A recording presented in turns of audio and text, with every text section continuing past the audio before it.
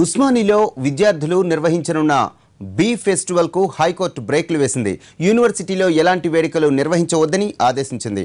రేపు విద్యార్థులు నిర్వహించనున్న బీ ఫెస్టివల్ ను జరపవద్దంటూ కడెన్ రాజు అనే వ్యక్తి హైకోర్టును ఆశ్రయించాడు. దీనిపై విచారణ చేపట్టిన హైకోర్టు సిటీ సివిల్ కోర్టు ఉత్తర్వులను అమలు చేయాలని, ఫెస్టివల్ నిర్వహించకుండా పోలీసులు చర్యలు తీసుకోవాలని ఆదేశించింది. రేపు బీ ఫెస్టివల్ ను నిర్వహించేందుకు భారీ ఏర్పాట్లు చేశారు విద్యార్థులు. దాదాపు 10,000 మందికి పెదకూర భోజనం వడ్డించేందుకు అన్ని సిద్ధం చేసుకున్నారు. అయితే హైకోర్టు ఆదేశాలతో విద్యార్థి సంఘాలు డీలా పడ్డాయి. మరోవైపు హైకోర్టు ఆదేశాలతో యూనివర్సిటీలో ఎలాంటి ఫెస్టివల్స్ నిర్వహించకుండా పోలీసులు చర్యలు చేపట్టారు. ఇప్పటికే యూనివర్సిటీ ప్రాంగణంలో 144 సెక్షన్ అమలవుతోంది.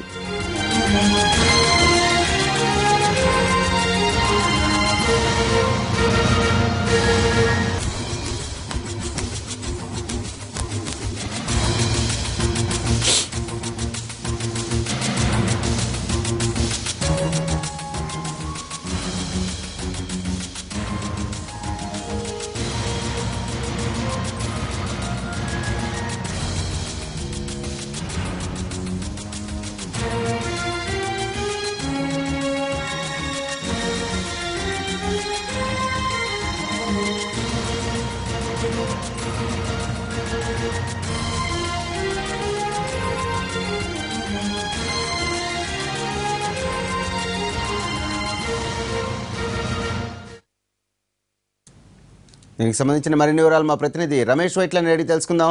రమేష్, చెప్పండి, ఉస్మానియాలో బీ ఫెస్టివల్ పై జరుగుతున్న రగడకు సంబంధించిన డీటెయిల్స్ ఏంటి, అప్డేట్స్ ఏంటి?